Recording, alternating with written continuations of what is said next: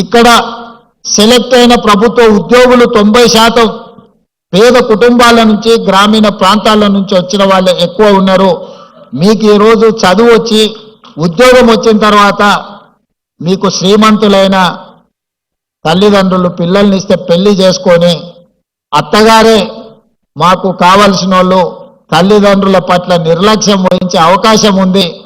కాబట్టి మీరు ఎవరైనా తల్లిదండ్రుల పట్ల నిర్లక్ష్యం వహించి వాళ్ళకు జీవనాధారం లేకుండా చేస్తే మీ జీతాలలో 10 నుంచి 15% కోత విధించి సరాసరి ఆ తల్లిదండ్రుల ఖాతాలలో మీ ప్రతి నెల జీతము తల్లిదండ్రుల ఖాతాలకు పోయేటట్టు చట్టం తీసుకొస్తా అని చెప్పినా రేపు జరగబోయే బడ్జెట్ సమావేశాలలో మా మిత్రులు దామోదర్ రాజనరసింహ గారు ఈ చట్టాన్ని ఏ విధంగా పొందుపరచాలనో ఎవరైతే పిల్లలు ప్రభుత్వ ఉద్యోగాలలో ఉన్నారో తల్లిదండ్రులకు వాళ్ళ జీతాలలో కొంత ఇవ్వాలి.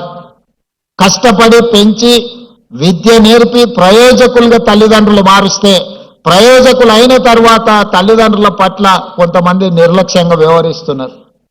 ఎలాంటి ఫిర్యాదు మనకు ఆ స్థానిక ఎంఆర్ఓనో లేకపోతే ఎంపీడీఓ దగ్గర తల్లిదండ్రులు మా పిల్లలు మమ్మల్ని చూసుకోవడం లేదని ఏదైనా ఫిర్యాదు ఇస్తే ఆ ఫిర్యాదును పరిశీలించి వాళ్ళ పిల్లలు ప్రభుత్వ ఉద్యోగస్తులైతే వాళ్ళ జీతాలలో 10 నుంచి 15% కోత విధించి సరాసరి ఆ తల్లిదండ్రుల ఖాతాలకు పోయే విధంగా మనం చట్టంలో మార్పు తీసుకురావాల్సిన అవసరం ఉన్నది.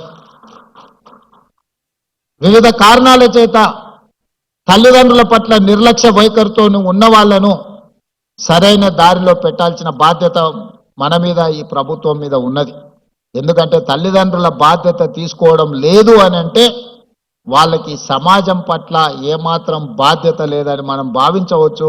ఎవరైనా వ్యవసాయ కూలీ అయినా లేకపోతే చిన్న చిన్న కమతాల రైతులైనా లేదా ప్రభుత్వ ఉద్యోగులైనా తల్లిదండ్రుల పట్ల నిర్లక్ష్యంగా వ్యవహరిస్తే వయసు మీద పడి వయసు ఉన్నంత కాలం మీకోసమే కష్టపడి రెక్కలు ముక్కలు చేసుకొని పెంచి పెద్ద చేసి మిమ్మల్ని ప్రయోజకులను చేసి సమాజంలో ఒక గుర్తింపు తీసుకొస్తే ఆ గుర్తింపు వచ్చిన తర్వాత తల్లిదండ్రుల పట్ల నిర్లక్ష్య వైఖరి అవలంబిస్తే దాన్ని సరిదిద్దే బాధ్యత ఈ ప్రభుత్వానికి ఉన్నది.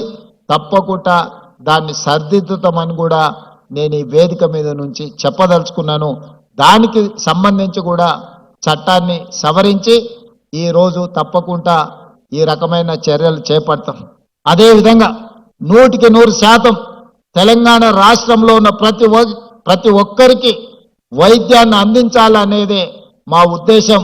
ఇంతకుముందు మిత్రులు దామోదర్ రాజనరసింహ గారు తలసేమియా గురించి ఇతర పరీక్షల గురించి కొన్ని సూచనలు చేసిండ్రు. రాబోయే రోజుల్లో రేపటి బడ్జెట్ సమావేశాలలో హెల్త్ పాలసీ తీసుకొచ్చి ఈ రాష్ట్రంలో ఉండే ప్రతి పౌరుడికి 100% ప్రభుత్వం వైపు నుంచి వైద్యాన్ని అందించే విధంగా ప్రణాళికలు సిద్ధం చేస్తున్నాం. హాస్పిటల్కి వెళ్తే ఆస్తులు అన్నీ అమ్ముకునే పరిస్థితులు ఈ రోజు మనం చూస్తున్నాం. అందుకే ప్రభుత్వం మీ అందరి పట్ల మానవీయ కోణంతో వ్యవహరించడమే కాకుండా మానవత్వంతో తీసుకునే నిర్ణయాలు మీ జీవితాలలో వెలుగును నింపబోతున్నాయి. తెలంగాణ రాష్ట్రం ఏ లక్ష్యం కోసం సాధించుకున్నామో తెలంగాణ సమాజం స్వేచ్ఛను కోరుకుంటుంది. తెలంగాణ సమాజం సామాజిక న్యాయం కోరుకుంటుంది. తెలంగాణ సమాజం సమానమైన అవకాశాలను కోరుకుంటుంది. సమానమైన అవకాశాలు కల్పించాలి అని మాదిగ ఉపకులాల వర్గీకరణను 40 సంవత్సరాల నుంచి పెండింగ్ ఉంటే దేశంలోనే మొట్టమొదటి రాష్ట్రంగా ఈరోజు ABCD వర్గీకరణ చేసి ఆయా శక్తులకు జాతులకు న్యాయం జరిగే విధంగా ఈరోజు మన ప్రభుత్వం నిర్ణయం తీసుకున్నది. తాత్కాలికంగా కొన్ని వర్గాలలో కొంత అసంతృప్తి ఉన్నా దీర్ఘకాలికంగా ఈ వర్గాలన్నీ కలిసి ఉండే అవకాశం ఉంటుంది. ఈరోజు వర్గీకరణ జరిగింది కాబట్టి కొంత కోపతాపాలు ఉన్నా భవిష్యత్తులో ఒకరి మీద ఒకరికి అపోహలు తొలగిపోయి వాళ్ళందరూ కలిసి ఉండడానికి అవకాశం ఉంటుంది. అదేవిధంగా 100 సంవత్సరాల నుంచి జనగణన జరుగుతుంది కానీ కులగణన జరగలేదు.